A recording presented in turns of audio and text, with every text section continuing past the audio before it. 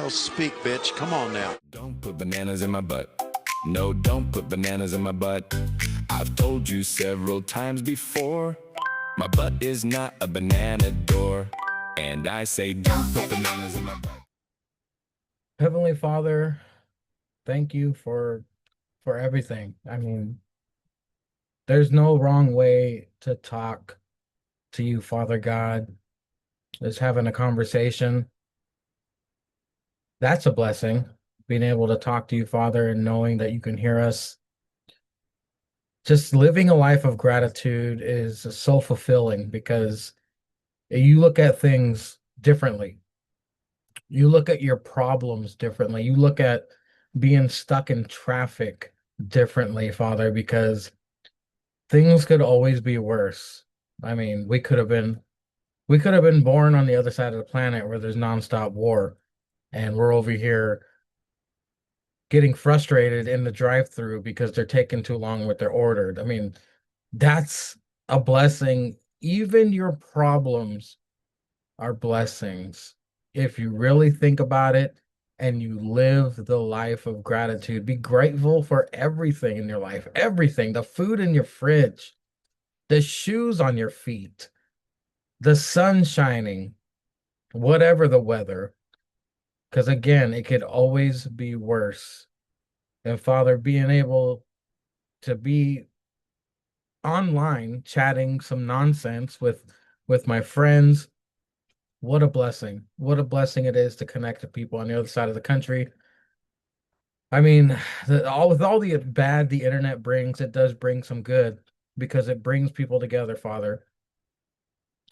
And I'll try my best to represent your light. I will represent you, Father. Probably not during this podcast because of the stuff we're about to talk about and the stuff I'm about to say. So, Father, I ask for your forgiveness. Thank you. In Jesus' mighty name, we give you all the praise. Amen. Good evening, Sir Sticks of Drip Drip Island. How are you doing tonight, my brother? Well, it's a little bit warmer than normal. We're getting some warmer temperatures, so I guess that means we've went straight from winter to summer here in the Midwest. So typical, but outside that, sun is shining. Woke up, doing pretty good. How about yourself, brother Mangria? Well, as you can tell by my non-ghastly face, I used to be ghastly a couple months ago. Now I got the bronze fat tan going because I've been outside a lot lately. The sun is shining. California does spring, summer the best. So I can't complain about the weather. It's hot. I'm fat. That's life. But I do have a question for you, Sticks. It's a question I'm gonna ask Cesar too. But since you're here first, let's entertain the sheriff. Let's entertain the sheriff because I know he makes an effort to listen to us. So I've come up with some new questions, not just ask a black guy. That's for later. I'm gonna ask you, Sticks. Name a woman in WWE today you would not smash.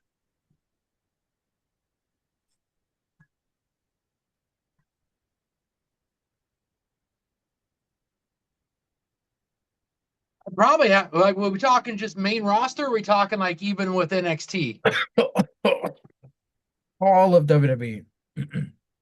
I had to go with that freaking manly looking chick that's the new China down in with Bandy Project.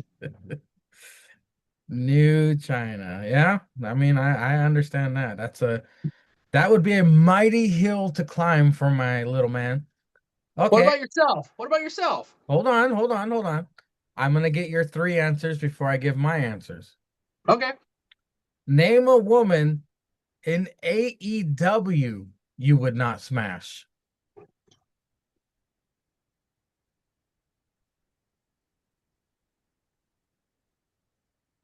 Well, would this be like biological woman or someone who is identifying as a woman? Oh my God, where is this going? I'm talking about Nyla Rose.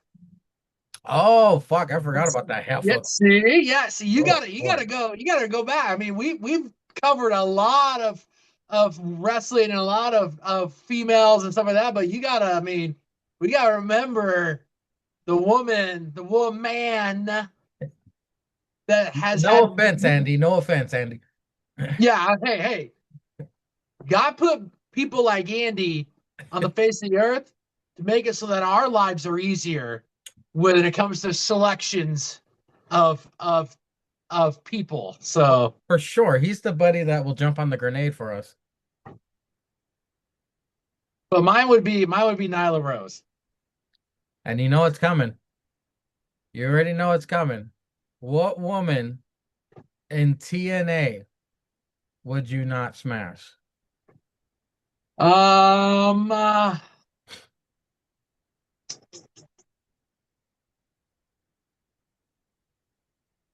I would have to, just with the annoyance of herself, I'd have to go with Alicia Edwards. Because Do you want to know something? yeah, because you'd be in bed and like after you're about like minute of action, she'd be like, "You want to know what you could have did better?" Be like, "I think I'm good. I'm gonna go ahead and see my way out. I'll leave you. I'm not gonna leave you any money on the dresser. I'm gone. I'm leaving." And not to be extra mean, but when the spotlight shines on her face, there's some craters going on. There's some crevices Yeah. I've never seen before. I don't know if she got acid thrown in her face. I'm not sure, but I mean, you got to imagine Eddie put a ring on it back when she was mildly attractive. Yeah, exactly. You know, I'm trying to be different with my answer for WWE because I'm looking at this entire roster. It's kind of difficult um to be different, of course. Yeah. Jeez. A woman I would not smash. Why is Mickey James on the roster? Okay, I got one. Her name is Micah Lockwood, by the way. Um, it sounds mean, but let me explain. Let me explain. I know Cesar is gonna have an issue with it, but hold on. I would not smash Michin because if Keith Lee is known for flattening mattresses, am I even gonna touch? Is she gonna even know I'm in there? Like I'm gonna be trying to, and she's gonna be like, "Are you done? Is it? Are we doing it?" She's not even gonna know I'm in there. If that, because he blew that out like someone threw an M80 in there. If Keith Lee is known for flattening mattresses, it's going to be I mean, visually, it's gonna look great, but physically, possibly not. That's my reasoning. Okay, Well, let me ask sue you me. this. Let me ask you this. Would you rather go swimming in the ocean or get defeated in a sword fight with a chick that's got a clit that's possibly bigger than your sword? I want to be a big fish in a small pond, Sticks. I don't want to be nose diving in the Grand Canyon. Man, I tell you what, hey, a lot of people like going swimming Oh, in the ocean. you So I know mean, what? I can argue for Micah. I can argue for Micah. Okay, remember the lights are off. You got to imagine she doesn't have a body count higher than 2. So the the experience might be enjoyable because of the lack of expansion. Is that the correct expansion of experience that Michin would have? Micah would be tighter. I'm just saying. I'm trying to defend well, myself here. yeah, if she's packing a semi sword herself, yeah, there's not gonna be very much room in that bag. For AEW, it's glaringly obvious.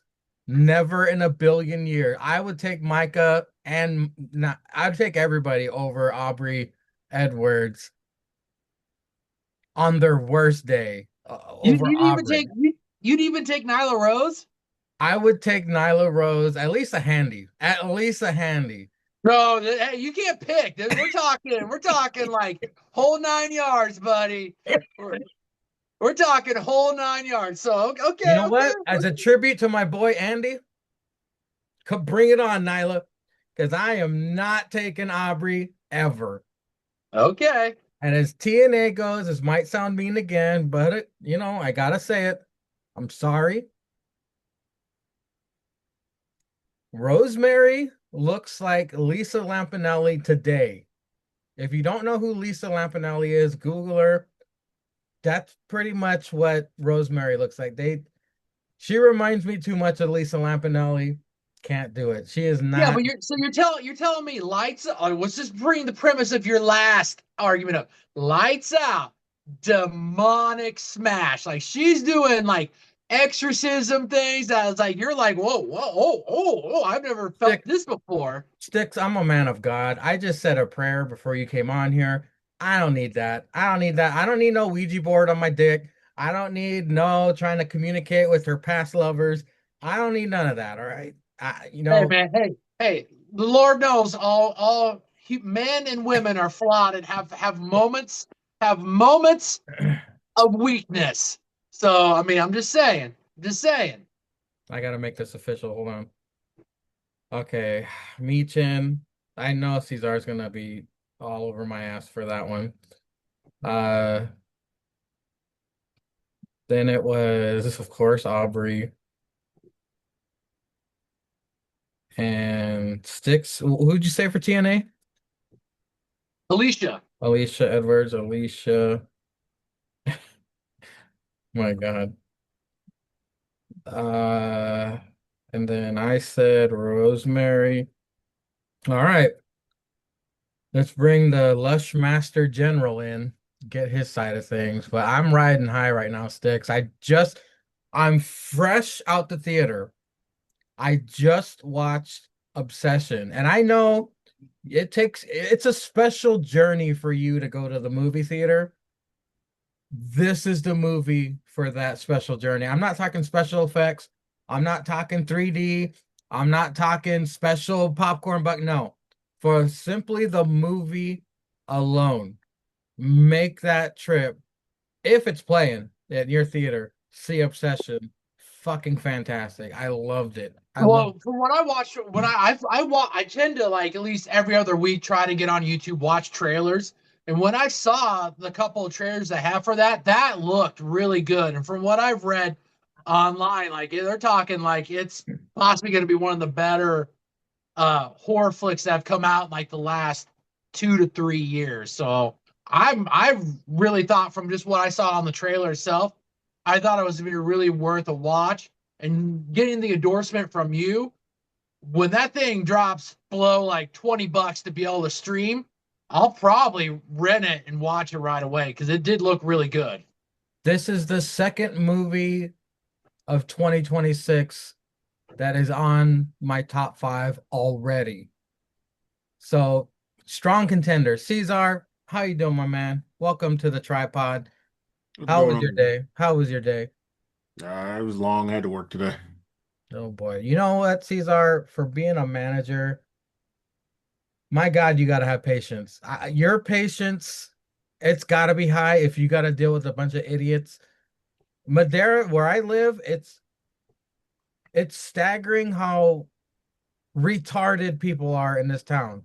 The people, the adults, the drivers, off the charts retarded. I cannot believe people can function. People get hit by trains once a month here. I'm surprised it's not more frequently because they're so checked out. But for you to have to, you're a manager, so not only have to deal with staff, you got to deal with customers and customer service and electronics. My Hmm. hat's off to you, sir. Do you have any tales from Do you have any retails from the crypt? No, they're pretty much just all retarded. I mean, Oh, it's pretty okay. much yeah. And Virginia drivers can't drive either. I don't think anybody knows how to drive anymore. I mean, the kids getting licenses now. I mean, they're cooked, as the kids say. They're cooked. They're retarded. Customers are retarded. Coworkers are retarded. We're It happens. talking mentally retarded here. We're not being sweet about this. We're not Mm. sugarcoating. Sticks, you are in the mecca of retardation that is Walmart. I can only imagine the nightmares you have to deal with working at the worst place on earth besides jail. Nah, I still think it's Disneyland first is probably the worst. Really? Well, yeah. I mean, come on, you got to deal with like those Disney adults and the Disney kids. Oh Come yeah, on. and like the measles outbreak and fucking Yeah, disease. and then you got to stay in character like the whole time, and even be in them hot suits, even in the Oh, summer and stuff. that's true. You know, we have a an insurance place over here called Fiesta Insurance, and it's a big giant dude in a turkey suit. Mm. It's huge and it's thick coat, and he just waves on the sidewalk. Even if it's 115, that dude's out there. But Sticks, I digress. Wait, Do wait. Do you know it's a dude? huh? Do you know it's a dude? Have I you have seen his no face? idea. I just assume because no chick in their right mind would get out there, have their makeup Well, running. can They we probably look wouldn't past wear the it. can we look past the whole thing? He said the name of it's Fiesta Insurance, and it's a fucking turkey that's out there peddling like Mm. insurance. I mean, that'd be the last thing I'd be doing. I mean, I know we Madeira want to be. wins the retard Olympics, folks, not the Special Olympics, No, no, no. retarded Olympics. Yeah. I No, mean, I know. I was just saying that because like there's a new trend on TikTok with college mascot reveals, Hmm. and like 80% of them are women. No, this is So dude. This is yeah, for okay. I sure. mean like major schools. And you're just like, but the mascot's name is Brutus.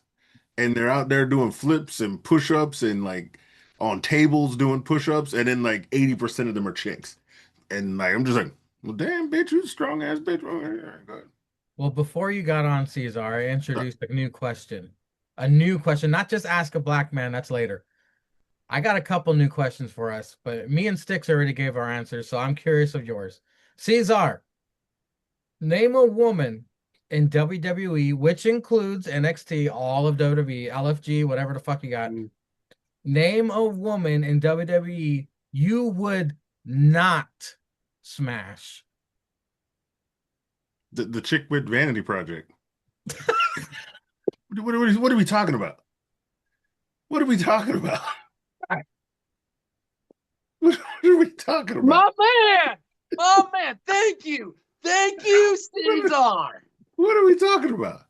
Oh my God. Oh shit. What are we talking about? All right, Caesar. Who did you Fuck. say, Sangria? Let me hear this. Who did you You're say? not gonna believe it. You're not gonna believe it. Who did you Oh, say? this is I gonna be defended myself. I this is defended gonna be some myself. disrespect, I Caesar. defended This is myself. the excuse in itself No, What'd it's you not say, does an not Natty? hold excuse. up in the It's court of not an smash excuse. law. No. It's not an excuse. It's fact. What'd you It's say, fact. Natty? No, I did that. Okay. She's probably boring in bed though. Yeah, a better sister ain't though. But I'm no Kama Sutra expert myself. But anyway. Sure. Okay. Before you attack me, I get to defend myself. Oh, go ahead. Hold on, hold on. Hold on. All right, hold on. Okay. Julius Now, Cochran over here is gonna take you ass to school. not in front of Jesus. No. Okay. I said, remember, let me defend myself. I said Michin because if Keith Lee is known for flattening mattresses, I will attempt to enter. She will feel nothing. That snatch must feel like an M80 was tossed in there and someone dove in the bushes, exploded, and I have the gall to put my shrimp in there and try to mix things up. Well, she ain't gonna feel, she's gonna be like, did we start? Like, she won't even know what's going on. It would be pointless to attempt. I said I wouldn't mind Micah Lockwood because look at it.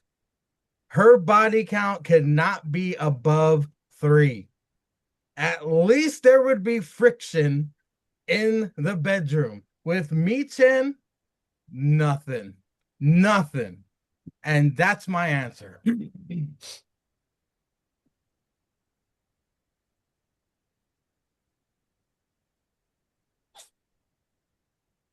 My cat just sneezed on my neck. You fucking prick. Fuck you asshole. Stop Caesar, it. I think you're muted, Caesar. I was wondering why I wasn't saying anything. Are you there? Bud, you there? Man, he got so upset. He slapped his computer and the speaker blew out. Uh-oh.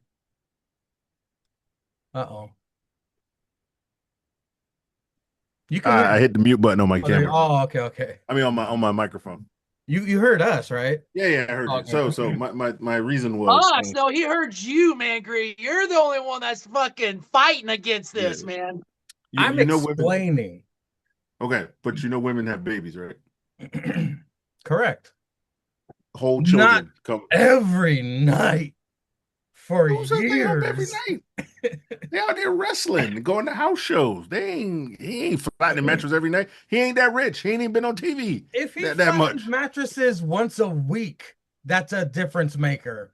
You see how old that nigga is? That nigga ain't flattening mattress. No, I'm as a matter of fact, I haven't seen Keith Lee in years. Exactly. Plus, you don't think them Asian regenerative powers don't mean that thing's gonna start going back to where the like normalcy? I mean, come on now. Sticks, that's racist. Yeah, no, I'd still smash it. You wouldn't. Yeah. The I R in tripod is for racists. Oh, there's the title already. Okay, Yeah. Cesar. Name a woman in AEW you would not smash. You see where this is going, right? Yeah, ROH counts too. Oh yeah, I didn't even think about that. Wouldn't? Jesus Christ. I mean, AEW got some hitters. Well, AEW women's. Fill some time. Talk about something stupid. Well, Sticks. I mean, technically there's what was the one? Oh, NWA, but I don't know anybody from NWA. Yeah.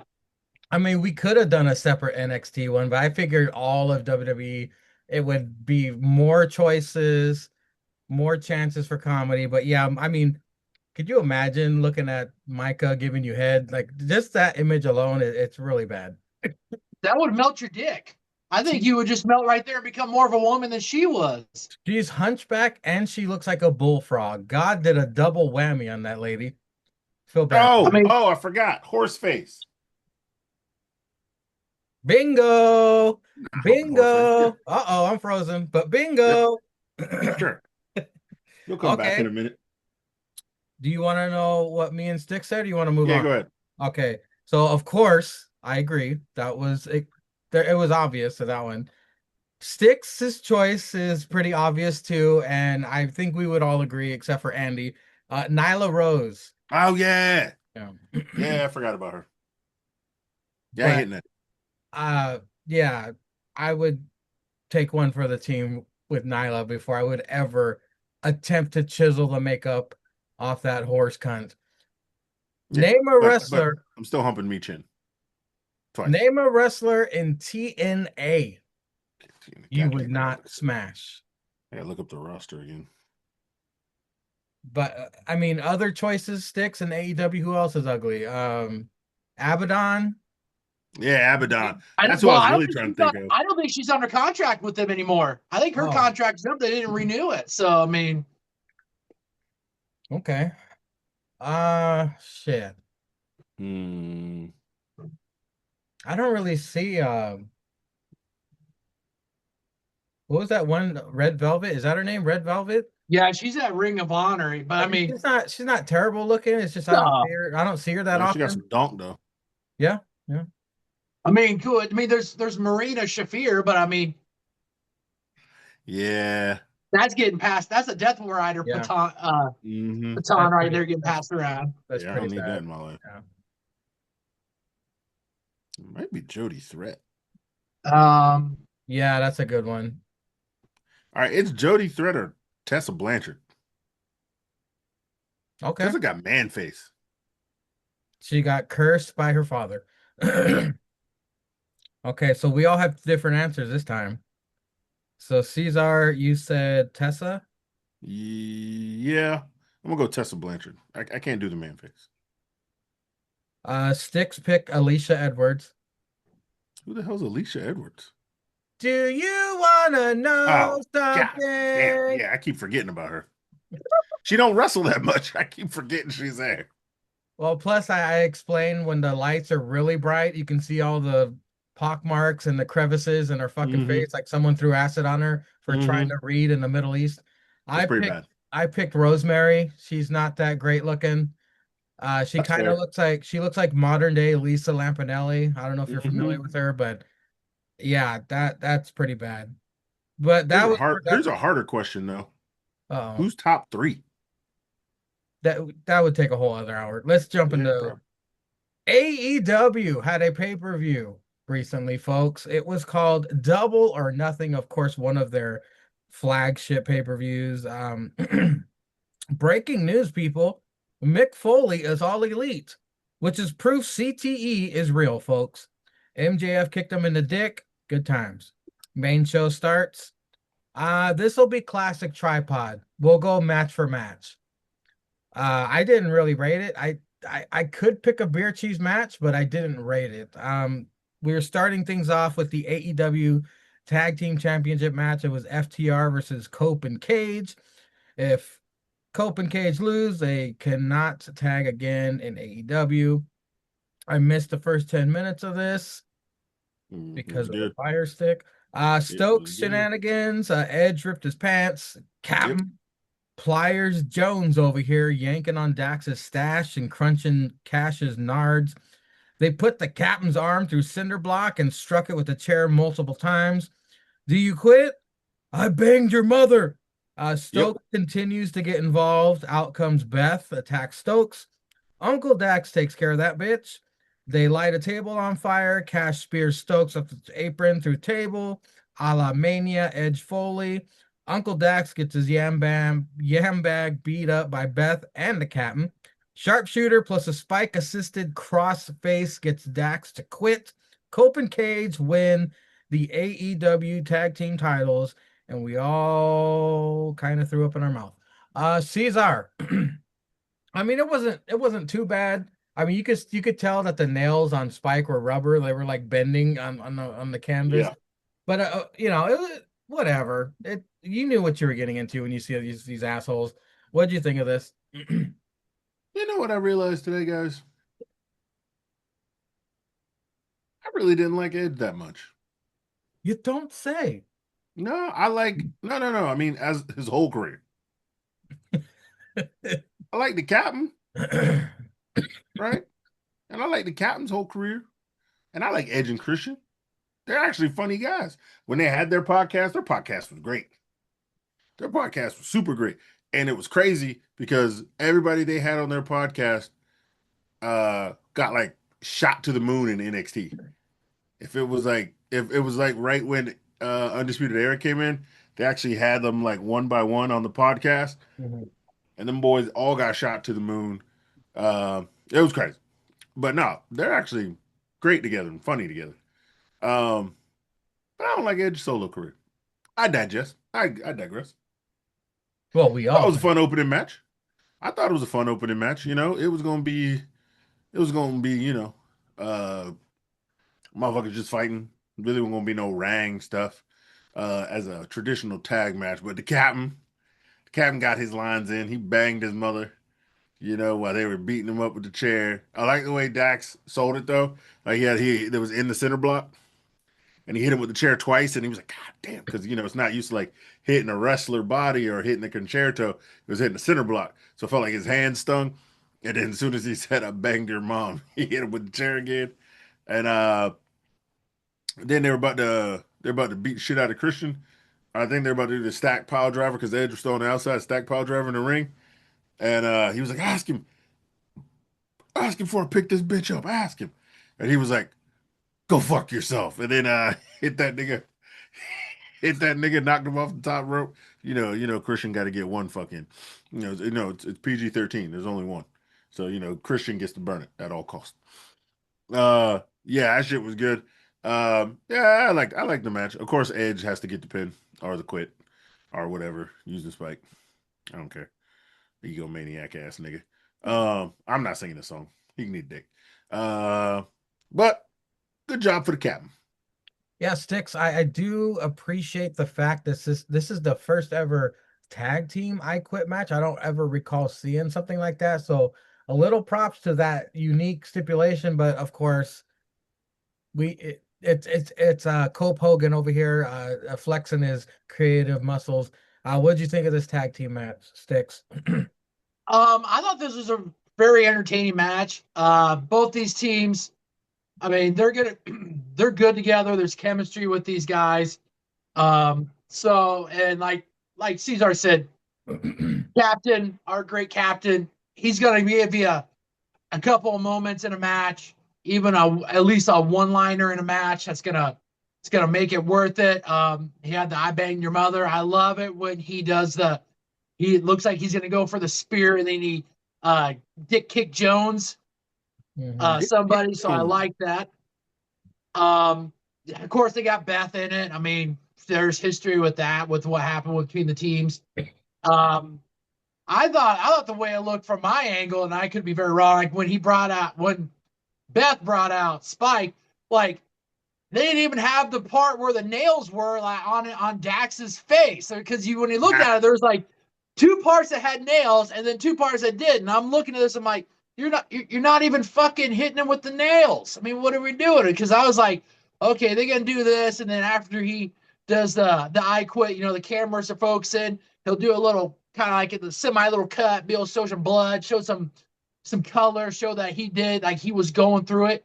He didn't even get it. So I was like, he wasn't even using the right side of Spike. Now, they could have been using fake nails, and that could have did too. I mean, it could be both things, but it's just, but otherwise, I thought it was a good match to have where they had to start the match off. We always talk about how Tony Skeets doesn't place his matches great on cards. And I thought for once, he actually put this in the right spot. You get it out, Yes. you get it there, you start it off on a good note, on a good footing with this, and the pay-per-view kicked off on the right foot. I highly agree with what you said, Sticks. The match placement of this was perfect. Followed up by an international championship match, Okada versus Takeshita. This does have a big fight feel to it. Looks like Takeshita is working face, Okada heel. This was a very WWE paced match. Crowd giving Don Callis the business. Okada hits a Rainmaker on the apron. Don Callis prevents Okada from tombstoning Takeshita on the outside. Takeshita then hits a brainbuster to Okada on the outside. Callis gets his feathers ruffled. Takeshita hits the weirdest ball-sniffing German suplex pin to Okada I've ever seen. I don't even know what that move was called. Takeshita hits a Rainmaker on Okada. Raging Fire and new international champion Takeshita. Match-wise, this was my favorite match I've seen of these two gentlemen. I really enjoyed this match. I usually don't like them. I hate them. I barely pay attention. This had me fully invested. I love the pacing. I love the storytelling. I love the fact that Don Callis is on commentary saying, "Oh, they're gonna work their differences out. Don't worry about it." And then of course Kyle Fletcher comes out in all pink, attacks his ass. Story continues. Sticks, what did you think of this international championship match? I thought this was a really good match. We've started seeing the rise of Takeshita wrestling wise in the ring, and so is AEW. So much so that they started like they outsource their wrestlers to like New Japan and stuff like that. He made a big impression with New Japan, became the IWGP champion over there when he had his run. So that shows you how much faith they have in him. That another organization who has a strong history is going to make him a champion. Okada, the friction with him and Okada, you saw it building, and you knew Okada wasn't going to wrestle as a face. and Takeshita has started getting the crowd reaction and the momentum behind them.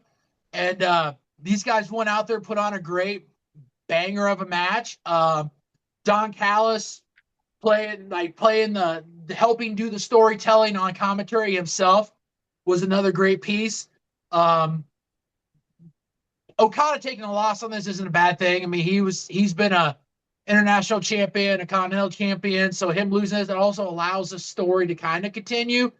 And then, like what you said at the end with Fletcher coming out, the Proto Sheeta tag team that they had, or the tag team that they had, you know, everybody was like the family backed away. They're like, okay, we're gonna Kyle's, and Kyle turned on him. Keeps great heel heat on Kyle. I mean, I think Fletcher being a heel is the best thing that's happened to him. So he keeps that heat on him. All in all, I thought it was a great match. These two went out there, told a great story. Like you said, pacing, move wise was all that great, and just allows this adds to the resume of Takesha, and allows it to keep going further. It shows that AEW does have, and if you want to say he's kind of a homegrown talent, he's been there for a while. I mean, I don't think he was there in the infancy, but he's put in his tenure there, so you can kind of say he's a homegrown talent. And it shows that they do have a handful of wrestlers that have been in the company that didn't come from the Fed, that have started to flourish in AEW and have actually used their TV time very well. You said excellent pacing, which is correct. I can say that about the whole pay-per-view, really. Just not the length of the pay-per-view, but the pacing. Because after one match, they'd move right on. They go to a video package, and then here comes the next match. No ads. There were no commercials polluting the wrestling. It was all wrestling. And my God, did it take forever, but the pacing was great. Caesar International Championship match, Okada Takeshita. Thoughts? Yeah, man, it was also a great match. I mean, like you said, Stick, yeah, not people from the Fed, but people from New Japan. So I mean, New Japan really isn't the Indies either. I would consider it, a major brand. I mean, it's the major brand over in Japan. So anybody coming from New Japan should be well stacked and strapped. But yeah, they're putting some faith in Take a Shit now. It's kind of been still his year from last year. He won the G1 last year, right? I believe so, yeah, because he parlayed that to become an IWGP champion. Yeah. So he won the G1. He won the main strap over there. So he put himself in that caliber of motherfucker who could be like a main heavyweight champ, over here or for AEW as well. So, you can get some fresh blood in there. But I thought it was a great match. Yeah, well paced. They got their shit in when they needed to. These two got similar build, similar guys, just an old head. I thought that was a great thing. I think Skivone said. He said, "Come on, Don, you know how it is. You know how it is over there. You got the young boys. You know what I'm saying? And you got the veterans, and they don't give respect to the young boys. They got to earn it. They got to get in that ring, put in some work. You know what I'm saying? Do all this kind of shit. So, that's why Okada never really gave Take a Shit, some respect. He's like, man, ass cracker. You know who I is? I'm a motherfucking Okada, nigga. You know what I'm saying? I've been the champ. I've been cooking. I'm over here. Me and Kenny Omega got fucking 8 million YouTube views on the page, nigga. I don't give a damn about none of this bullshit. I'm a motherfucking Okada. So he's not gonna give him no respect. But them boys cooked. They definitely got. I like the fact that Don got up. He said, "Oh man, power drive that nigga in the ring." Okay, that's the ring. I know y'all got to fight in the ring. Not out here. It's still the family. We can still win and get money together. Okay, you take that shit in the ring. That nigga Take a Shit got up. Fuck this nigga. Ah! Dropped his ass right on the outside. He said, I don't give a shit. Nigga, I'm trying to win. And see, Don's like, what the fuck? He's like, nah, bitch, I'm trying to win. Okay, that's what you gotta have. You gotta have that shit. I'm trying to win. This nigga don't respect me in my game. That's sorry, motherfucker, listening to you. I ain't listening to you. Nigga, I'm in the ring. You want to tell me what to do in the ring? Get your bitch ass in the ring. Don't tell me what to do outside the ring. I'm in the ring. I'm in the match right now. So I thought it was a really good match. I'm not mad at you. There's probably about I heard there's probably 3 to 4 matches anybody could pick for match of the night. If you'd have picked this match for match of the night, I ain't mad at you. Um, I've only seen about half the pay-per-view though, so I can't say which one is my match of the night. Oh, Because I had to work today. Normally Monday is my watch AEW well, day. plus it's long, a 5 hour pay-per-view. Yeah, you know, nigga. You know, I heard Eddie Kingston came out in the pre-show, so I might go back and watch the pre-show just for Eddie Kingston. No, I don't. said just for Eddie Kingston. I'm not gonna watch the whole pre-show. I'm gonna fast forward to Eddie The Kingston. match he came out in, it's not even worth it. I'm not gonna watch the match. I'm gonna watch Eddie Kingston, and then I'm gonna turn it off. Okay, okay. All right, so there's Marry, Fuck, Kill. It's been done. I want to put a twist on it, a tripod twist, if you will. Erase, push, peak. What do you Erase mean? from, Like they go to their peak or they're at their peak? I'm about to explain it, Cesar. Okay. Erase from history, push to the moon, peak at their junk.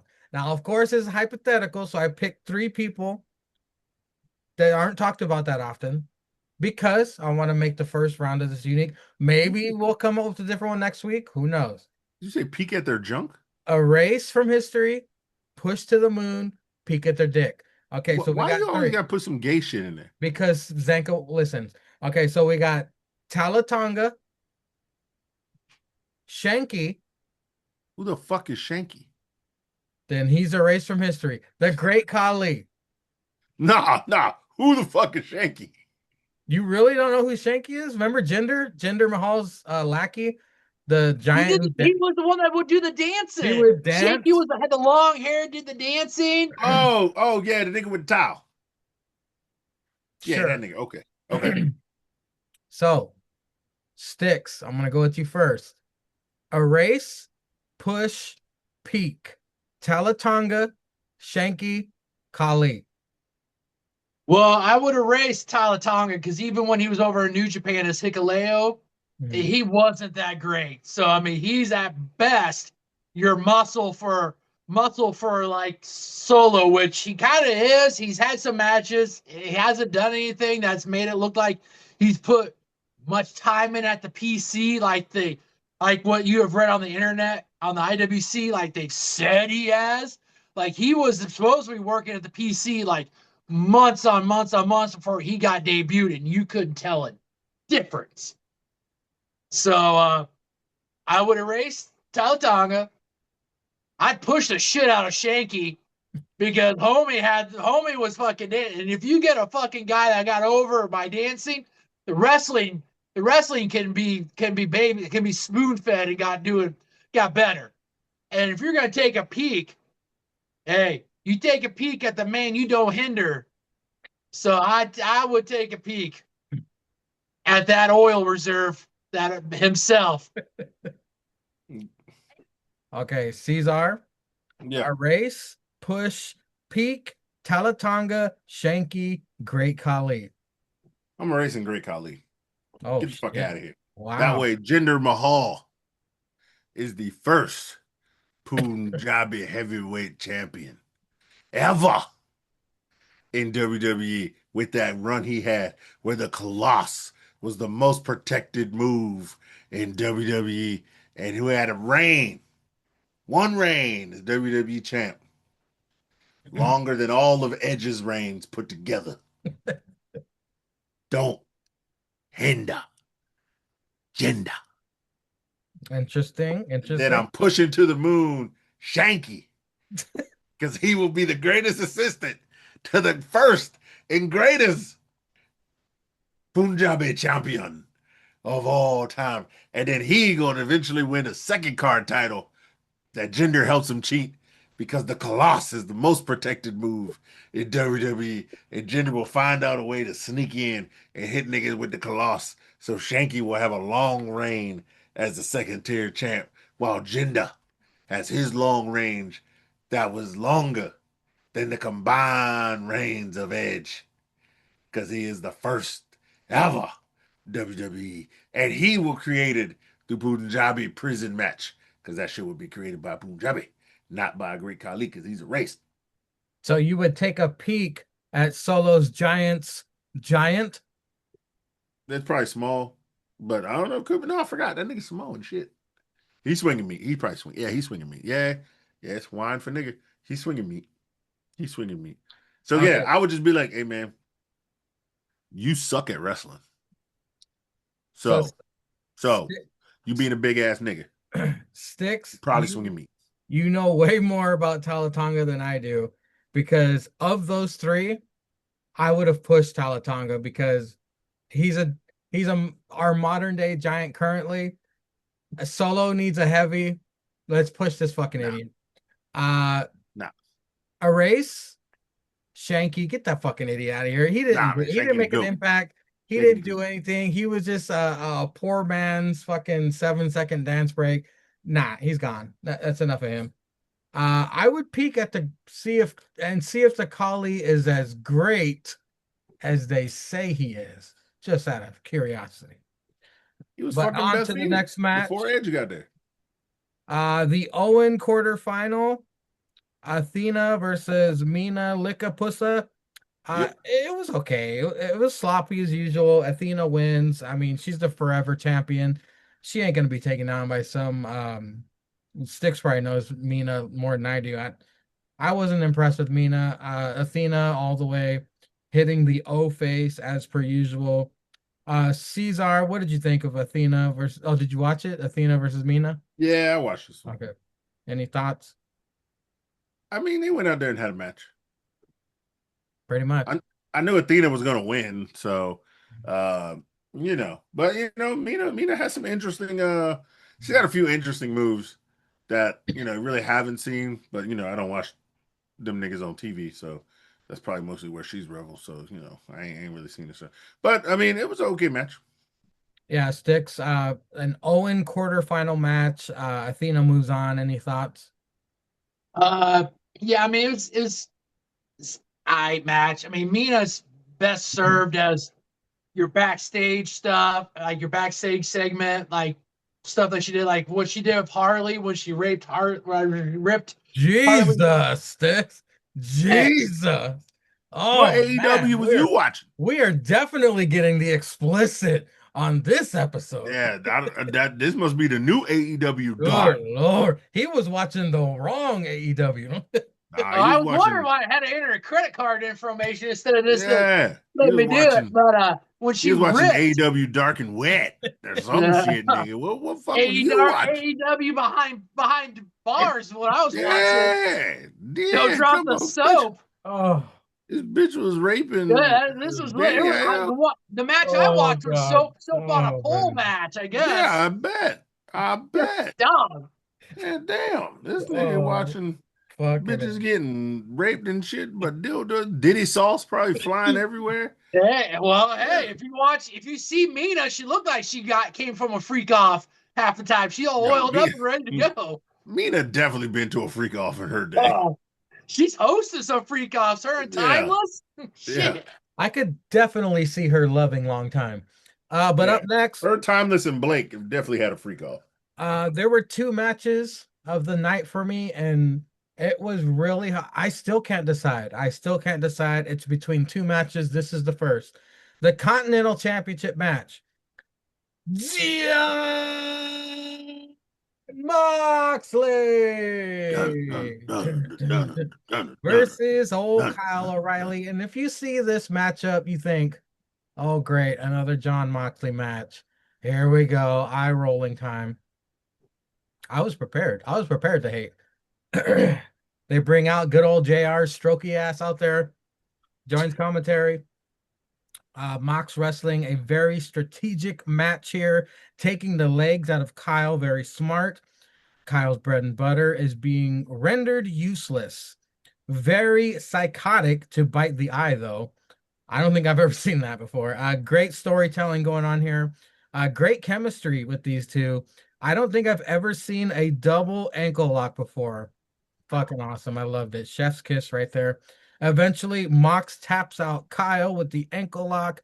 Of course, they told you the entire time Kyle has submitted Mox twice, and they played the Hmm. video package of him doing it. So it was time for Mox to get his own comeuppance.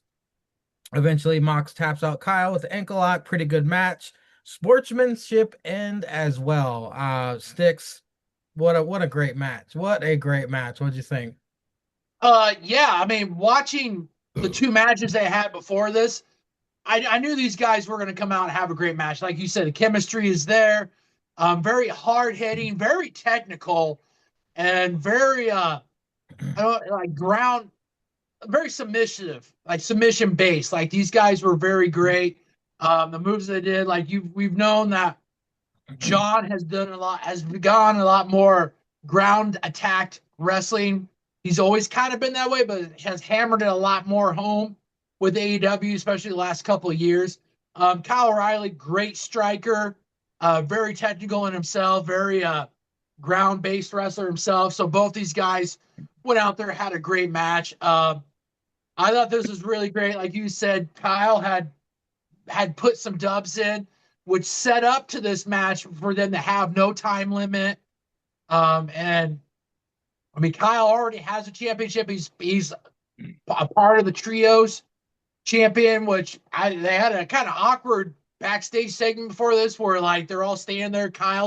They're interviewing Kyle, and like Orange Cassidy took his trios championship out of his backpack, and I'm like, what are we doing? I don't know if that was foreshadowing, thinking that he was going to win that champion, win the Mox's championship, be able to put it back. I don't know. I thought it was kind of almost like a kiss of death, like you're kind of doing your guy by doing that. But I digress.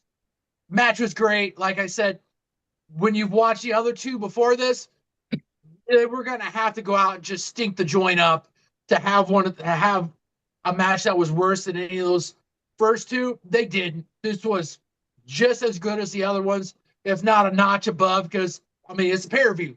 The lights are brighter, and these guys went out there. Kyle looked like $1,000,000 in a loss.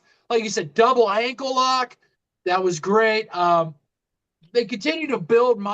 You continue to see kind of the face turnage of Mox, because the crowd are starting to roar for him when his entrance theme hits and stuff like that. In this match, no cheap shots, no cheap ways to get a dub like you would think that Mox maybe earlier Death Rider Mox would have done, but he didn't on this one. And both these guys went out there and had a hell of a match. Yeah, I mean, Cesar, I don't know if he caught this one, but what a Yep. great match. It was a great one. What'd you Yeah, I think? saw this one too. I really, really, really liked this match. Mhm. All of it. From beginning to end, it was good. Yeah, I get it, the no time limit, because yeah, they had that shit on TV and got spent the time. And they've done this before where they'll be like, oh, it's an hour long, and them niggas take a whole hour and fucking pay-per-view. That's the only bad part about, AEW. Them niggas will keep you there till 1 o'clock in the morning. Niggas been half drunk, been there since 5 o'clock, done spent $1,812 in this economy on burrs because you stuck in the damn stadium paying $20 for a personal pan pizza and shit. So, but no, I thought this match was good. Yeah, it seemed like they were going to try to get the submission base off. Mox playing it smart, going after the legs. Kyle just being more. It was funny, yeah. Mox was being more Kyle like, I would say, in the match, and Kyle was being more Mox like, yeah, biting the eyes, uh, just trying to do damage wherever he could. Yeah, the double ankle lock was great. I swear somebody's done that before, but I've seen it once. Angle and Um, Benoit, possibly. possibly, or just Angle and somebody. Maybe it was Angle and Shelton. I don't know.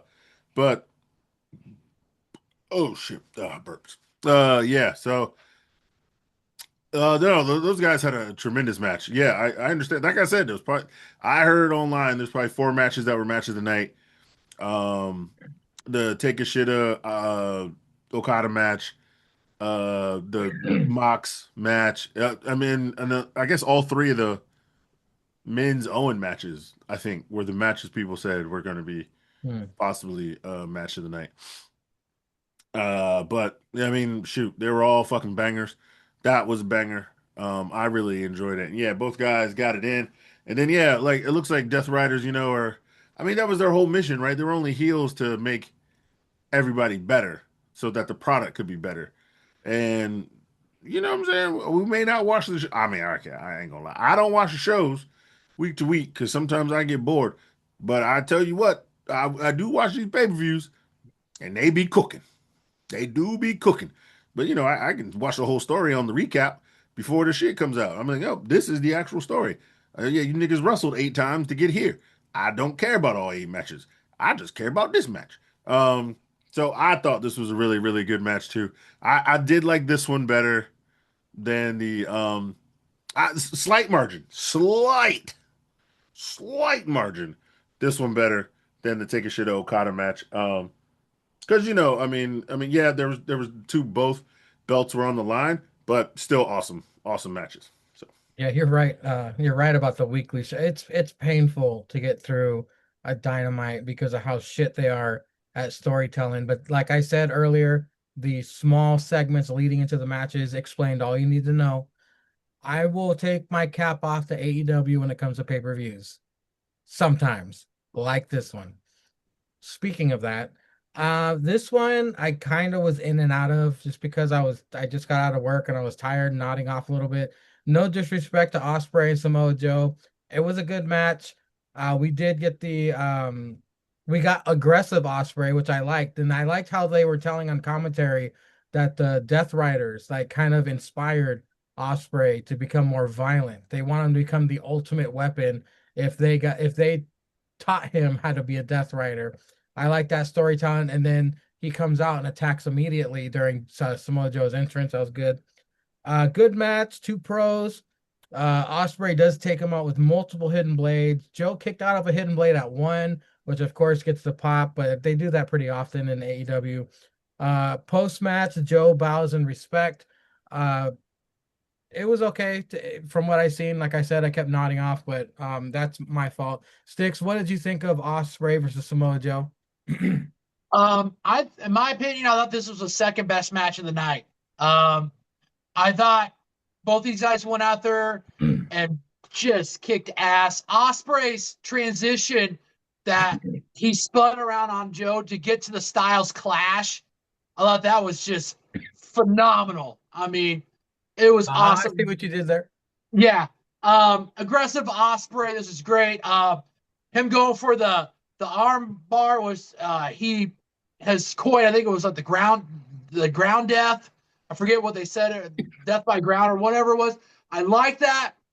I like that he's starting to pick up like something new from being with the Death Riders. Um, this version of Osprey is gonna take off. Like it's gonna be there. Him and Joe went out there. This was a great match. Just Joe sidestepping the Oz the cutter. Oz Cutter That was awesome. Cause doing the I note. was like, okay, we got Samoa Joe. He's gotta fucking do this, regardless if it's some Joe Smo from the Indies or if it's like fucking Billy Goat himself. You gotta have that in a match because that's what Samoa Joe does. And him doing that to Osprey was great. That was like, all right, we cooking. Like these guys are doing this.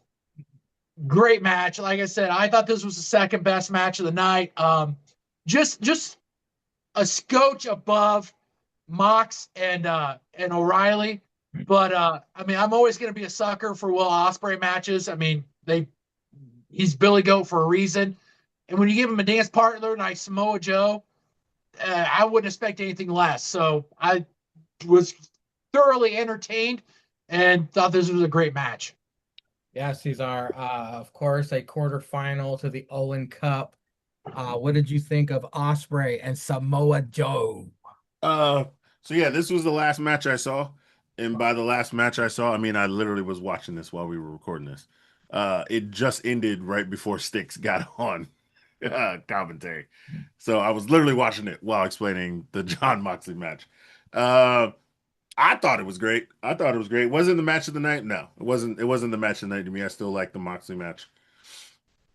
more, but slightly better because of the two guys in there had more flow and quickness, I want to say, than the and more aggressive fighting, I want to say, than the take a shit Okada match.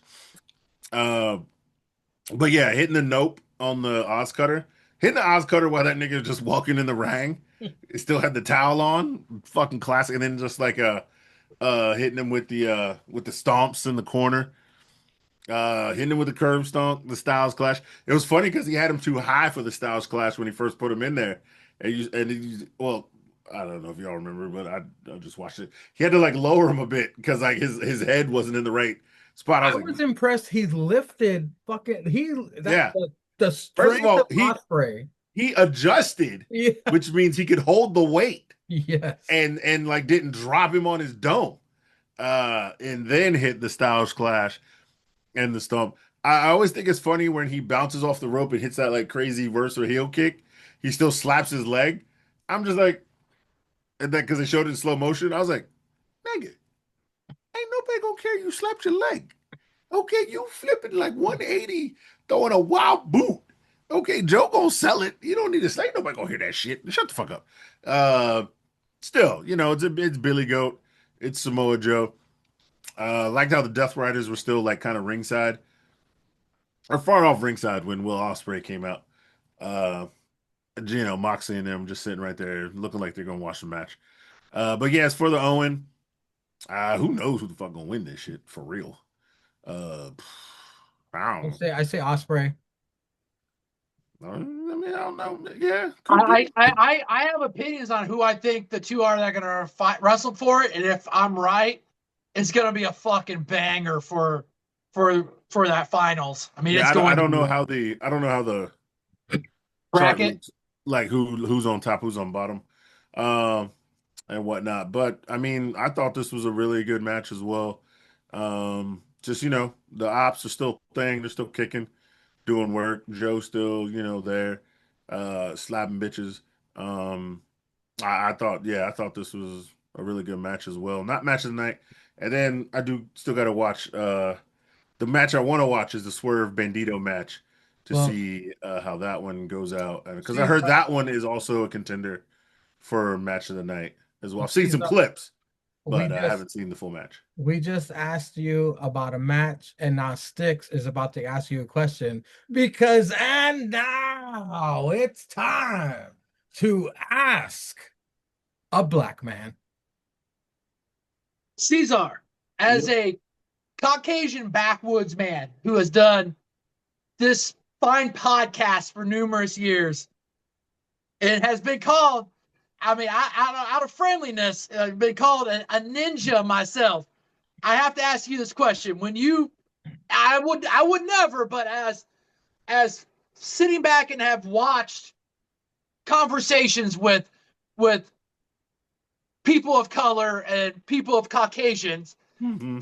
if a person of color were to call a white man ninja, is it okay if that person of Caucasian says ninja back to the person of color? Friendly, of course. Yeah, yeah, Being yeah, friendly, no yeah, racism, yeah. no racism, Mm-hmm. because God bless one of the greatest two the greatest men to fight racism on the face of the earth The were a ABC. person of color and a person of Caucasian. Yep, the B to the C. I guarantee you, he let him say it. He let him say it. That is up to you and your nigga representative. If your nigga representative does not care, then you can go ahead and say it. Now, you probably can't be too loose for it. So if you get invited to the cookout, I advise you not to say it. Even if your nigga representative is there. Because the other niggas always still have the right to fuck you up if you say it. Right? Like, think about it like this. Did you ever see Rush Hour 1? Remember when Jackie Chan said it in the pool hall and they tried to fuck him up? But if this was Rush Hour 4, I guarantee you Chris Tucker would let Jackie Chan say it in a scene. And he'd be okay with it. He'd be okay with it. He'd be like, oh, no. This is my nigga. He with me. He'd like, come on, man. Let's just smoke some weed and we're gonna watch Jackie do this kung fu shit high. That's the way he would break down. So if you have your nigga representative, You can say it, if your nigga representative does not care, you can say it to your nigga representative. You know what I'm saying? You can be like, yo, what's up, my nigga? And you can be like, my nigga. That's your nigga representative. That's the rules y'all play. So I look. So it's basically what you're saying is like the conversation between myself and my representative would be different conversation between myself and the coalition. Yes, sir. Yes, sir. Yes, sir. See, the coalition reserves the right to fuck you up. And then even though if he is your nigga representative and he pleads your case, if they still get angry, some niggas don't even like niggas to say it. They just don't even like the word. You know what I'm saying? So even if it with a bunch of brown people, they'd be like, yo, man, you know, that nigga don't like even niggas saying nigga. And, you know, we give him his respect because he don't like it, even when stuff he feels like it's a degrading word. You know what I'm saying? Understandable. But you know, the white man saying it, understandable. Now, there is the Chris Rock rule. If you in the car and you listening to music and you know all the words, you can say it With the because you ain't really windows thinking. rolled up. Yeah, you know, yeah. Don't. I mean, if the music is that loud, nobody's gonna hear you say it. They still gonna hear it through the speakers. Chris Rock said, you know what I'm saying? You know, get your Dre on, get your Wayne on. I don't know if Drake says it a lot. Drake does say it, especially Vince. Get your Kendrick on. That nigga says nigga all the time. Uh, you know what I'm saying? That's Chris Rock rule. And I ain't mad at that because you know, if you just had the light and you listening and you know the words, because it's number one song, like niggas in Paris. Everybody knew niggas in Paris. But on the radio, they called it Paris. You think I was singing Paris? Hell no, I was singing niggas in Paris. Okay, you at the concert and Jay-Z and Kanye playing niggas in Paris 8 times. Y'all niggas is singing Paris. You know what I'm saying? So that is your rule. Get with your nigga representative. See how they feel about it. They don't like it. Don't say it. Now you still can't say it in a spades game. If somebody reneges, you can call them a re-nigger. But that's the only time you can say it at the cookout. The only time you can say it is when you drunk off the hen and that dirty ass nigga reneges and you playing against him and you trying to win. You like, hold on, you cut hearts, you re-nigger. You know, you say it like that, you're totally allowed to say it because everybody's gonna laugh. It's gonna be funny. Everybody gonna laugh. And then you slap the nigga that reneged and take your 3 books. Well, Cesar, That's also in the rule book. as the That's also black in the rule book. representative of the tripod, can I make that the title of the episode? What, you can say re-nigger? Yeah. That's up to you and YouTube. That's not up to me. That is between you and YouTube. If you feel like you can type re-nigger or nigger and expect people not to come for you, or actually people to DM me to come for you, I'm like, hey, look, if y'all want to play for the plane ticket to California, I'll go slap him. But if I'm that, gonna You y'all name might just it. go want ahead. to I'm name gonna it. name it. I'm gonna name it. What up, my re ninja? Yeah, I was gonna say you might want to do it. Read ninja or Yeah, ninja. yeah. And then they'll understand when they get to this part. But hey, that's up to you and YouTube. I don't know how they roll. I'll make this segment the beginning segment. No. Yeah, Okay. yeah. There we go. Caesar, Yeah, if Hollywood made Tripod the movie, yeah. who would you cast as us? As all the three of us, Three of us. I still don't know what you are. You might be half Polynesian and Mexican, for all I know. I still I said I'm a graham cracker. I'm half Mexican, half white. okay. Are you a little half and half? Half Sticks to and half. small white. And okay, who we gonna get? All right, so we gotta get somebody for sangria. I What mean, the really, it could be anyone you want. right. But no, You man, should we want to put make it. John Leguizamo in a fat suit for some sangria. I gotta put him back in the what was that shitty ass movie he was in? I gotta put him back in the fat suit like in a Spawn. Yeah. Puerto Rican. Yeah. He is fucking Puerto Rican. Yeah, All right, Stick, you racist. yeah. Who we gonna get for sticks? Uh I need a bold white guy and give That's him a gonna be beard. tough. Yeah, it's gotta be real tough. Real tough. but probably willing to do some stupid shit during the podcast because it would be a movie. So yeah, we got to get somebody like Steve-O or somebody like a young Steve-O and give him a beard and then put him in a hat, multiple hats throughout the movie. He's got to have a mean hat collection. So any white man with a mean hat collection that's bald are willing to shave it. Now you know we're gonna do stick justice. We're gonna give him like Timothy Chalamet or like Tom Holland, like all Hollywood does now, and shave one of them crackers, and that way Lexi can be like Kylie Jenner in the movie or some shit. Any dating that bitch in real life, some whack ass shit like that. Otherwise, it's Steve-O for accuracy. Who's the host of Ridiculousness? Rob Rob Deerdeck. Deerdeck. That's who I cast for. Yeah, there we go. Rob Deerdeck. There we go. Old ass Rob Deerdeck is gonna play sticks. Always wearing a hat. He's always wearing a hat. He's always wearing a hat, and then we got to give him just 38 million wrestling t-shirts. And I guess Big Black gave him a N-word pass before he died. Yeah, he probably did. I guarantee you Big Black did. I'm gonna be played by goddamn, what's that nigga? Y'all watch Get Out? Of course. The TSA nigga. Oh, yeah, he lost Yeah. a lot of weight. Yeah, so we gonna fatten him back up. We're gonna get him back on the food budget. Just eating chicken and pasta to put the weight back on. And that's gonna be me. Lil Rel. Yeah, Lil Rel. Yeah, Lil Rel gonna play me. To that nigga, he gonna play me. And then who we gonna get for Sangria? Nope, that nigga's Asian. Can't use him. He would What be about good. that fat guy who's in wrestling now? The guy who won a Golden Globe and he used it in AEW, Paul Walter Hauser. No, we need a Mexican nigga like the nigga in Spider-Man. That's what we need. Like Tom Holland's boy in Spider-Man, Ned, the nigga in the chair. That dude's about as fucking Asian as That's what I'm saying. He's Asian. I need the Mexican Hey, version. hey, let's just go ahead and just do it. Just put fucking Fluffy as Mangry and let's just call it a day. Mangry is 6'5" now.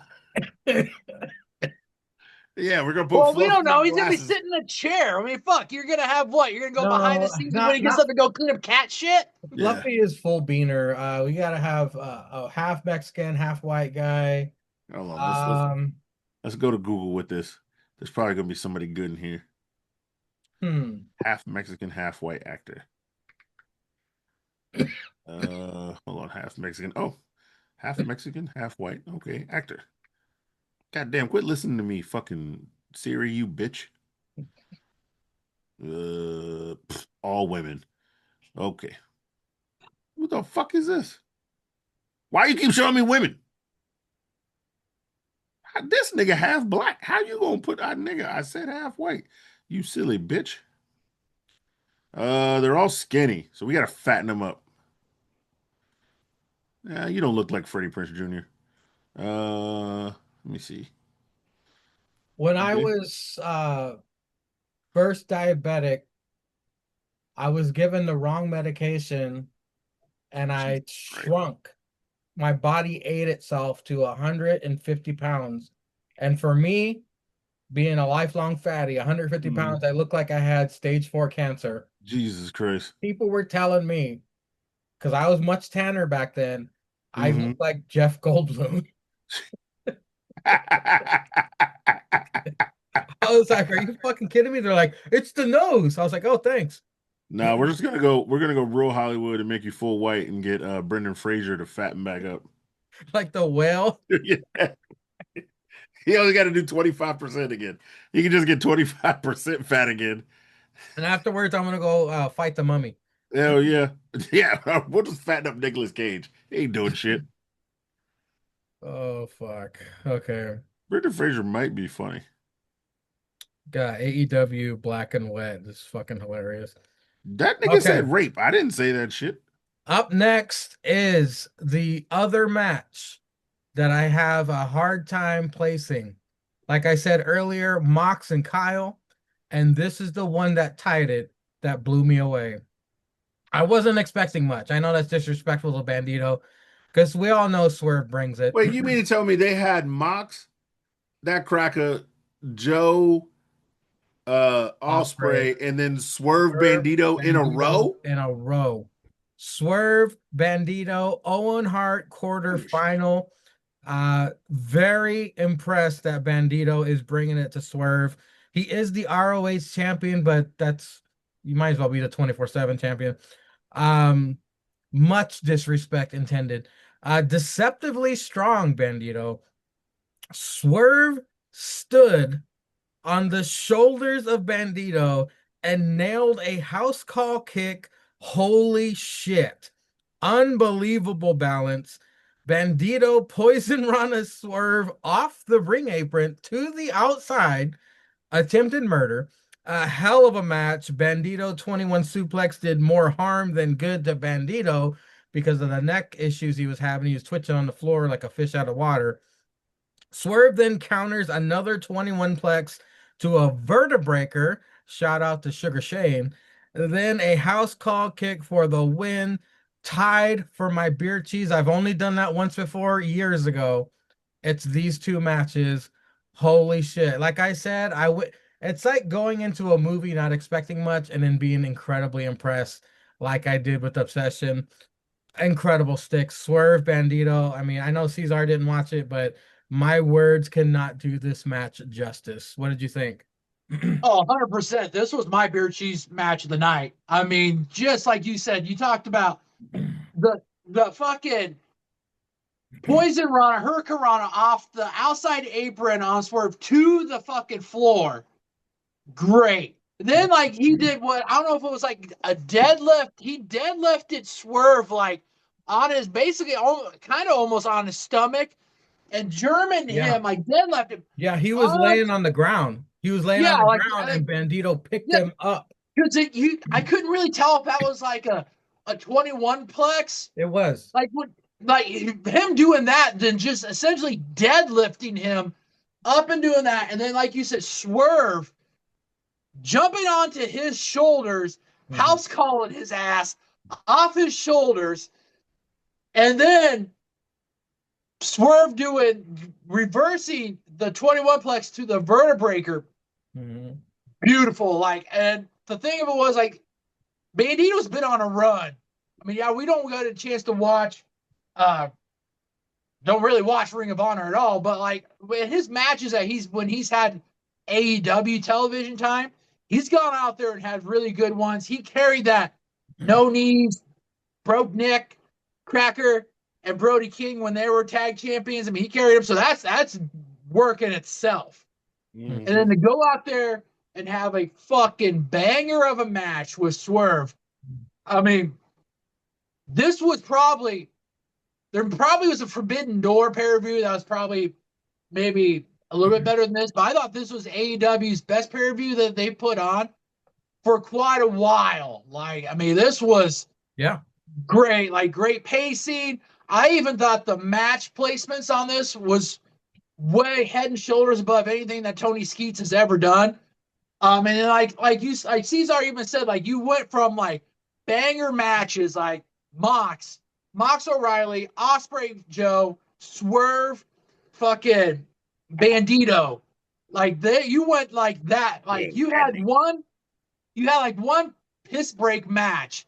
And then it was just like, you better get what you can from the sessions, from your fridge, everything. You better put that spread out on your coffee table because you're in it now. Like, we're going to go on a run. And this was my beer cheese match tonight. This was a great match. Unfortunately, the match that followed suffered greatly from that match. And I barely took I only put Thekla retains because that was my bathroom break. I was glancing, like I barely paid attention to any of it. AEW Women's Championship, Thekla, Buttlander, Jamie Hayter, Hikaru Shida. If Hikaru Shida's in the match, I'm already checked out. But following Swerve Bandito, I needed a mental break from what I just seen. I was like, I can get some food. I can get go to take a shit, whatever.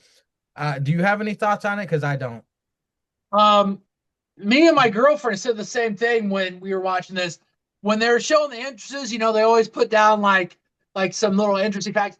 I didn't know fucking Cheetah was a 3-time AEW Women's Champion. Yeah, no, I that's can only right. remember I can only remember 2 of them. I don't She remember got the third one. She got one. one right back. Like it was. I felt like. But I mean, I couldn't believe that. This match was, like you said, it was very hard to follow up the 3 just banger Mania matches we had in a row. But this one wasn't horrible. I mean, there's a lot of moving pieces with it being a fatal 4-way. I was going to be very surprised if Tekla didn't retain. We kind of got the back and forth we were waiting for with Buttlander and Sheeta. Like you had kind of seen, they've been teasing that. Jamie Hayter was there. I mean, Jamie did some Jamie Hayter things. I mean, that's nothing to take away from her. It's just that Tekla's on a run, and it was going to be very hard pressed that they were going to have her lose, and she didn't. The only thing I could take away from this is that I'm getting like better wrestling version of Luna Fashawn from Tekla.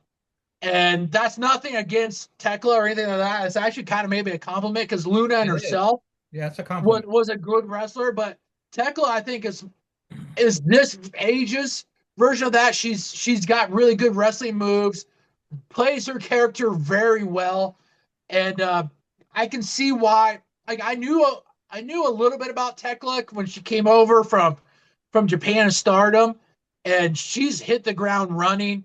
Putting her with Julia and Sky Blue as like the Triangle Madness that only helps it out too for her character. And I mean, I thought there wasn't going to be any great place you could put this match without it getting hindered.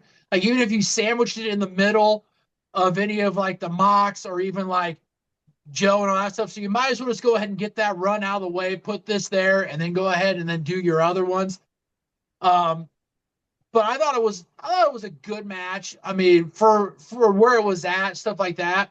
A lot of moving pieces, like I said, fatal 4-way. You're gonna have a lot of stuff going on, but I mean, the women went out there and did what they could do, and they did okay. Sticks, let's be honest. The highlight of the match was the cameraman with the butt shots. I mean, the butt shots were fantastic in this match. That's what basically held my attention. But now it's time once again to ask a black man. I'll go first. Sticks, get yours ready. Caesar, Yeah. if Brooke Hogan wanted absolutely nothing to do with her dad's will or be in his life at all or documentary, why did she keep the name Hogan in her name and not Balea? Because that bitch needs some money, man. It's the same thing. Why do porn stars want all their shit scrubbed off the internet, but they keep the porn name and don't go by their real name? Good It's question. money. It's money. That's what people know you as. It's Money. not wrong. Yeah. Money. R.I.P. R.I.P. But it's money. Look, you sucked a little penis for some money. You keeping the name now for recognition and money. Ain't nobody mad at you, boo-boo. You know what I mean? Look, you sucked a little penis, That's what you did. Okay, be proud. You were number one. Especially you can get celebrity status for sucking penis. Girl, you know how to suck a penis. Okay, look, you got a skill. Half these heifers now don't even want to suck penis. They just want you to put some Diddy sauce on it and ram it in there. You know what I'm saying? And then these bitches just be faking it, not nothing anyway. I'm just saying, bro, it's out here. The streets is wild. You know how to suck a mean penis, okay? You Follow leave up. the tapes out there forever. Follow up. How long till we get a Brooke Hogan OnlyFans? I don't know, man. These old bitches is popping up OnlyFans is now. Brooke Hogan OnlyFans? I mean, I guess there's probably there's a market out there. Them wrestling niggas gonna pay for it. I guess it depends on how much money he had, when he died. Well, she don't want nothing to do with him, so she's making her own. Look at there. Look at there. Okay. Okay. She don't want nothing to do with him. But the bitch is gonna take a check, okay? And if she ain't taking the check, Does she have a job? I don't know what bitch does for work. Technically, she's on a home improvement show for some reason. Why? I have no idea. I didn't Well, know the bitch could work. I know she could work wood, but I didn't know she could build with wood. you know what I'm Blokey. saying? Yeah, where blokes at, man? Blokes know what you're talking about, nigga. Blokes know. You mean this bitch is on Home and Garden Network? It's I don't know, like Sticks. Do you know what I'm talking about? The fucking Yeah, I think it's on. I think the show's called Rock the Block. Like it's yeah, her and like that one guy that Ty like his Pennington. famous TV show was like Move the Bus, and they Ty built like Pennington. homes. Yeah, Ty Pennington. Yeah, yeah, I Oh. think it's that because Oh they got well, like celebrities. Rock the Block's a reality show. They got new niggas on every season. But I think this one's like celebrity because I think it has like the less famous Lachey brother, who was like Yeah, part of like that I'm top googling this band, like shit right 98 now. Degrees. They got like the less famous one who's on there too. Oh, Drew Lachey. Yeah, yeah. Oh, Drew Lachey, some other bitch, Vernon Davis. What the fuck, nigga? So you're telling me if it was Brooke Balea, she would get zero, her paycheck would take a hit? Who? All right, Sticks. Ready? Yeah. Time to ask a black man, Caesar. Mhm. Okay, Cesar. This question came to me like super early this morning because it was by about 1:30 in the morning. I was flipping through channels because I was like, I gotta watch wrestling. But I was like, maybe if I find something that can get me by till I wanted to. And I came across this, and I know it doesn't slap as great as it did back in the day, but I wanted to get your opinion and the coalition's opinion.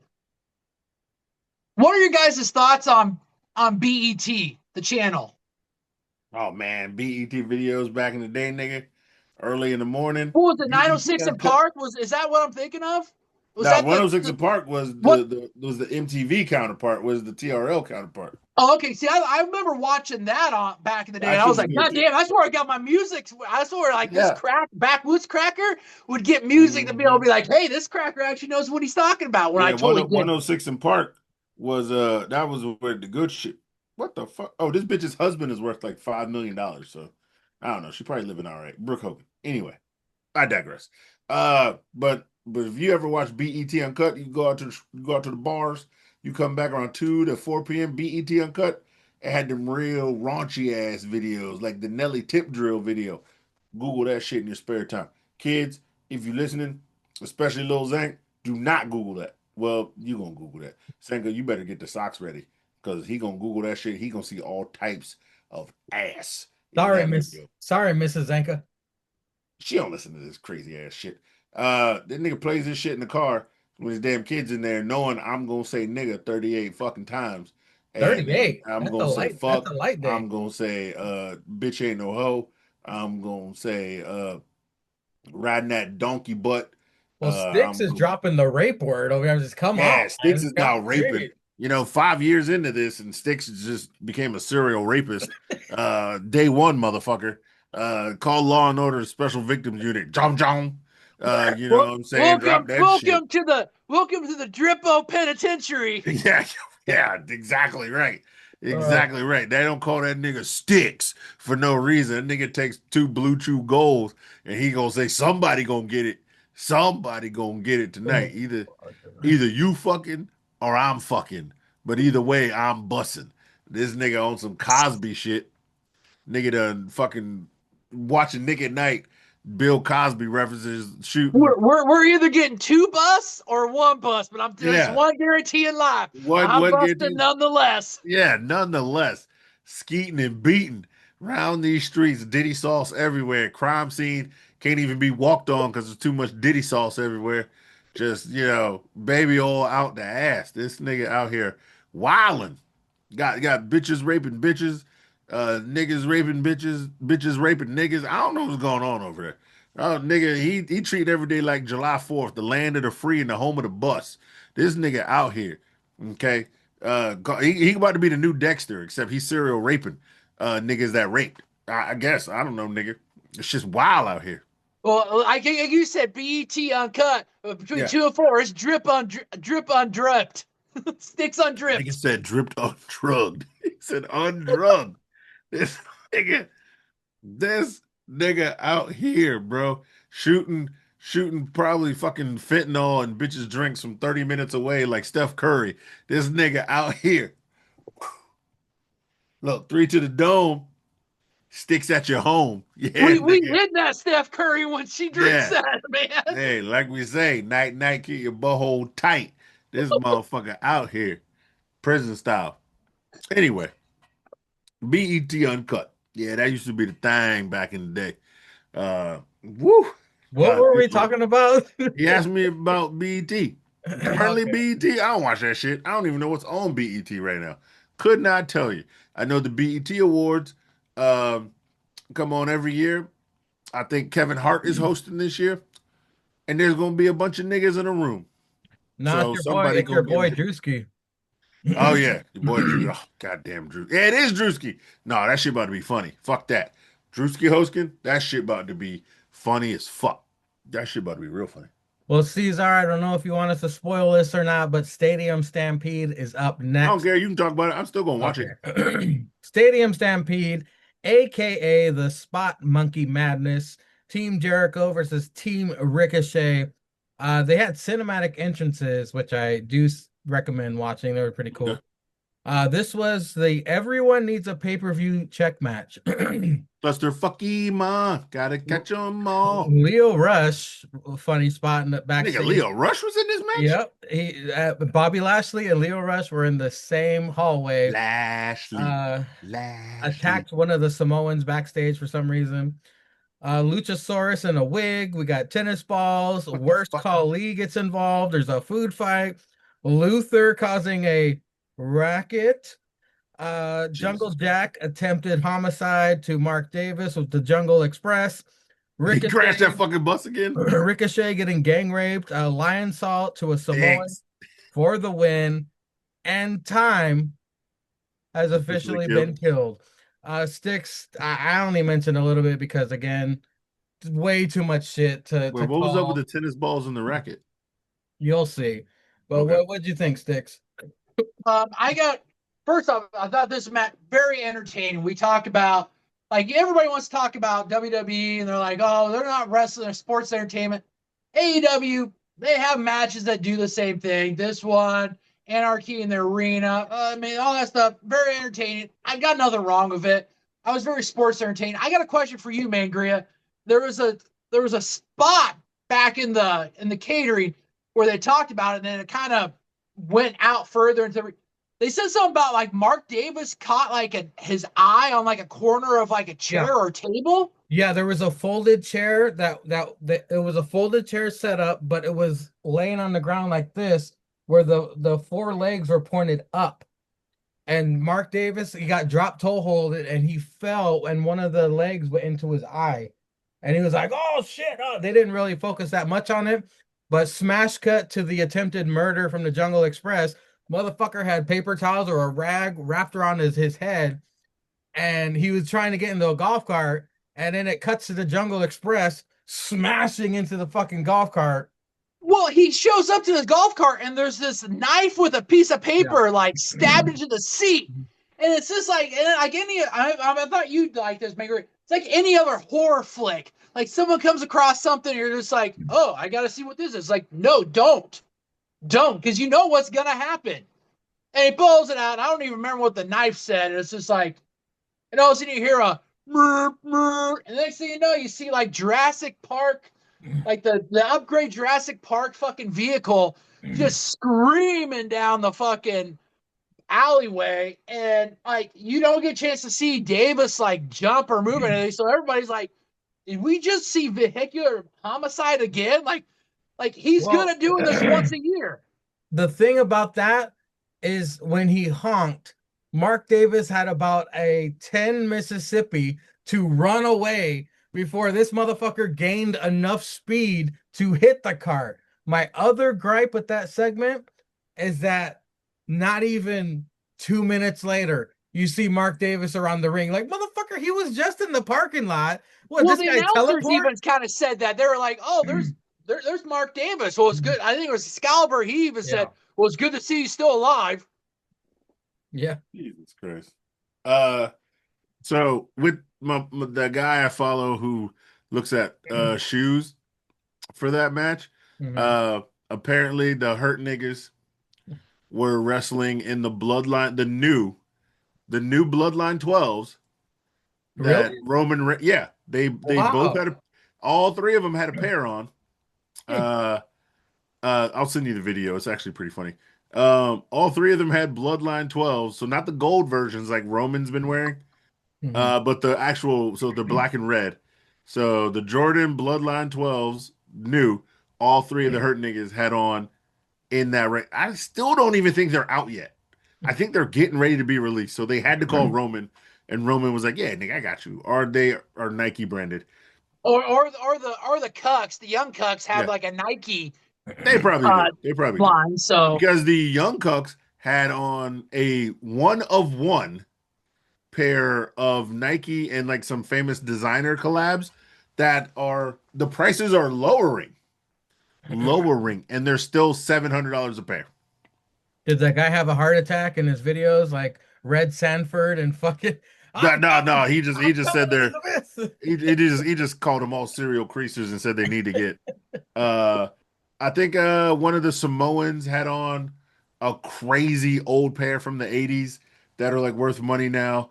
Ricochet had on some Ken Griffey, like some Ken Griffey like one of ones with Nike. He explained all the shoes in the video, but yeah, the Young Cucks had like the most expensive pair. Hurt niggas had shit that ain't out, and these other niggas had on. So their shoes are just like from the '80s, and to get them now means like you had to pay stupid ass money or just know somebody sitting on a pair of J's or Nikes. I think they're all Nikes, or some of them are Pumas. So, no, one person had a pair of old classic crazy Pumas, I think. That might have been one of the Samoan niggas. But it was funny because I was showing it to the boys at work, and they were like, "These niggas had on the Alaskas, like they're fucking $700-800, and the prices are dropping." So that means they probably were like $1,000 for a pair of tennis shoes. But you know the cucks. They gotta show out and they gotta do business in some like one of one, and then they super kicked like 18 niggas with him and jumped all around. Oh, you missed it. Because it was funny because he was like a fucking street fight. You wearing the Bloodline 12s to a fucking street fight? I know these are fucked up. Ricochet had on the Ken Griffey's. Well, those shoes Together. were prominently featured during the seven-way super kick on Ricochet in the middle of the ring at the end of the match. But Sticks, Wait, Ricochet got pinned for the loss? no, he just got seven-way super kicked in the no, face. no, he didn't. It was it was one of the Samoans because he took a bullet for Ricochet, and then they Oh, all okay. super kicked him, and then I think that's how I think was it Jericho did Wait, his. everybody super kicked him? Yeah. 7-way super Oh kick? yeah, Yep. And oh why yeah, did because nobody not stab Chris Jericho? there was a spot where you had that, and then I think in the beginning where there was like what 5 or 6 like hurricanranas, and I was waiting for for the crowd to start chanting like Lashley, and to see if Lashley was gonna get his bald muscular ass up there trying to doing a hurricane, which good thing he didn't, because I don't want to see Lashley break his neck trying to do something like that. I mean, Yeah. I don't want to see him get hurt. I want to see him hurt people. So, Yeah. but yeah, I think that But Shelton, Samoan. I bet you Shelton could have done that shit. Oh, Shelton showed out. Like Shelton did some stuff in there that was like, God damn, this is back. That reminded me of his match back in the day that when he wrestled Shawn Michaels. That was like his breakout match. He did some shit that was like, fuck, this is golden age Shelton Benjamin. Yeah, Shelton grew wings and flew during the Stadium he Stampede. did. But a couple extra notes on the Stadium Stampede. Apparently, due to the rules, they were not allowed to bleed or fight in the audience. Those were two strict rules from, I think it was, what was it, Sticks, the state of New York or the athletic commission or something? Yeah, I believe that was I So off the like top of my head nobody I can can't get really cut remember, open. Nope. They but yeah, I think that was something that they had to do for that way they could legally be able to have their show there. So it was the least violent Stadium Stampede, but it didn't really need blood. Wait, didn't Darby get cut open in the main event? That No, didn't this care. this was the Stadium Stampede, so they were Wait, just so saying like just for the Stadium Stampede just for the match? Stadium Stampede because they were all over the arena. They could not take the blood outside of the ring. They couldn't bleed on people or backstage. It had Even to though that be. nigga accidentally got his eye busted open, Yep. he could only bleed in the ring. That look it up. The Athletic Commission forbade it during Stadium Stampede, Get the fuck but out of here. I know it's a cardinal sin for AEW. But the main event was for the AEW Championship. It was title versus hair, Darby Allin versus MJF. This scrawny white boy gonna be dead very soon, or at least paralyzed. His suicide dives almost live up to the name. On top of him missing multiple moves, MJF package pile drives Darby on the ring steps. Darby low blows MJF out of desperation, but it isn't enough.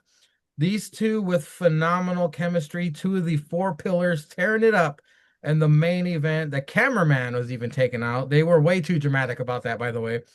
Darby coffin drops off scaffolding onto the stage. He fell like what, 8, 10 feet off the fucking stage through the table. That was crazy.